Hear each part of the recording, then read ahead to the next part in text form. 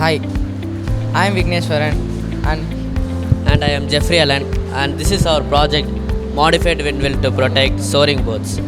Our project number is 351. So, this project is our aim is to protect the soaring birds which and all flying in the height, so we can protect the birds like this. They will fly in the high height so that we can we have we have created a ultrasonic emitter which will reflect the bird to the another direction, so it will not get harmed by anymore. It will not cause any damage to the environment, and it is cost efficient, and so it will not damage the environment.